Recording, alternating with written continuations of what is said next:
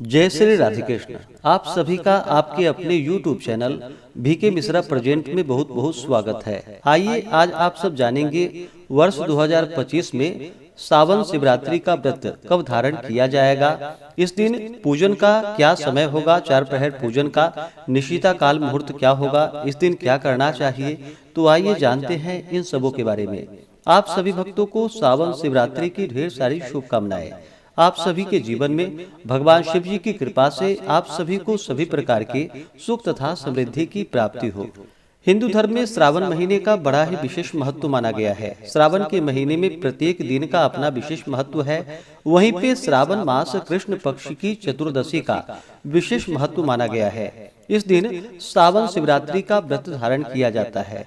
जो भी भक्त इस दिन भगवान शिव जी की आराधना करते हैं, पूजा करते हैं, भगवान का अभिषेक करते हैं, व्रत को धारण करते हैं, इससे व्यक्ति के सभी प्रकार के दुख और कष्ट दूर होते हैं तथा भगवान शिव जी की विशेष कृपा प्राप्त होती है, सुख और समृद्धि की प्राप्ति होती है। वर्ष 2025 श्रावण मास कृष्ण पक्ष की चतुर्दशी तिथि प्रारंभ समय 23 जुलाई 2025 दिन बुधवार सुबह 4:41 और चतुर्दशी तिथि की जो समाप्ति है वह 24 जुलाई 2025 दिन गुरुवार तड़के 2:29 पे चतुर्दशी तिथि की समाप्ति है। तो निशिता व्यापनी के अनुसार सभी भक्तजन 23 जुलाई 2025 दिन बुधवार को सावन शिवरात्रि का व्रत धारण करेंगे। 23 जुलाई को ब्रह्म मुहूर्त का समय सुबह 4:15 से सुबह 4:56 तक होगा। सूर्योदय का समय सुबह 5:20, सूर्यास्त शाम 6:48 होगा। राहु काल का समय दोपहर 12:04 से दोपहर 1:45 तक होगा। राहु काल समय के दौरान कोई भी शुभ कार्य या नया कार्य नहीं करना चाहिए, इस बात का ध्यान रखें। प्रातः काल पूजा का शुभ मुहूर्त सुबह 4:36 से सुबह 5:37 तक होगा। अमृत काल का समय सुबह 8:32 से सुबह 10:02 तक होगा।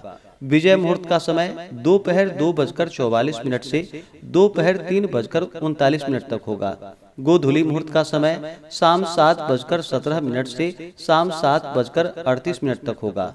संध्या का पूजा मुहूर्त शाम 7:17 से रात्रि 8:20 तक होगा। निशिता काल पूजा मुहूर्त जो कि रात्रि 12:07 से रात्रि 12:48 तक होगा। जो भी भक्त चार प्रहर पूजन करने वाले हैं उनके लिए पूजा का शुभ मुहूर्त पहले प्रहर का पूजन जो कि शाम 7:17 से रात्रि 9:53 तक होगा। दूसरे प्रहर का पूजन रात्रि 9:53 से रात्रि 12:28 तक होगा।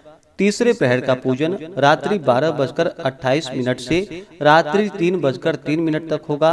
चौथे प्रहर का पूजन रात्रि 3:03 से अगले दिन सुबह 5:03 तक होगा। 24 जुलाई को व्रत का पारण सुबह 5:25 के बाद शिवरात्रि व्रत का पारण किया जाएगा। जो भी शिवरात्रि का व्रत धारण करने वाले हैं उन्हें चाहिए कि सूर्योदय से पूर्व उठ करके स्नान आदि करके शुद्ध वस्त्र धारण करके व्रत का संकल्प ले। इस दिन रात्रि उपवास रहते हुए उपवास अगर ना रह पाए तो एक समय फलाहार ग्रहण करके व्रत को धारण करें और भगवान शिव जी का सुबह के समय में भी और विशेष करके जो रात्रि चार प्रहर पूजन करते हैं, निशिता काल में पूजन करते हैं, तो उस समय में विशेष प्रकार से पूरे विधि विधान के साथ भगवान शिव जी का साथ में शिव परिवार का जो कि सबसे पहले भगवान गणेश जी का पूजन करे, उसके बाद नंदी, श्रृंगी, भृंगी, कृतमुख, कुबेर, कार्तिकेय, सर्प देवता, इसके बाद भगवान शिव और माता पार्वती की पूरे विधि विधान के साथ पूजन करे। इस दिन भगवान शिव जी का जल से अभिषेक करे। आप अनेक प्रकार के जो कि गन्ने के रस से, दुर्वा के रस से भगवान का अभिषेक कर सकते हैं। शुद्ध गंगा जल से अभिषेक करे, पंचामृत से भगवान का अभिषेक करे। उसके बाद भगवान को वस्त्र चढ़ाएं, यज्ञोपवीत अर्पित करे। उसके बाद अक्षत, चंदन, पुष्पों की माला अर्पित करे। भांग, धतूरा, शमी पत्र चढ़ाएं, भगवान को भस्म अर्पित करे। भगवान शिव जी को तुलसी पत्र नहीं चढ़ाया जाता है, लेकिन भगवान शिव जी को तुलसी मंजरी अर्पित की जाती है। तो भगवान शिव जी को तुलसी मंजरी चढ़ाएं, धूप और दीप दिखाएं, अनेक प्रकार के नैवेद्य आदि का, प्रसाद आदि का भगवान को भोग लगाए, जल से आचमनी करवाएं। मुख शुद्धि के लिए पान पत्र, सुपारी, लौंग, इलायची के साथ में अर्पित करें। इस दिन माता पार्वती को जो कि समस्त श्रृंगार की वस्तुएं अवश्य ही अर्पित करनी चाहिए। इससे स्त्रियों को सुख सौभाग्य का आशीर्वाद प्राप्त होता है। इस प्रकार से भगवान का पूजन करके उसके बाद फिर सावन शिवरात्रि व्रत का कथा श्रवण करें। भगवान शिव जी के अष्टोत्र, चालीसा आदि का पाठ या श्रवण करें और अगले दिन जाकर के फिर समय के अनुसार व्रत का पालन करें।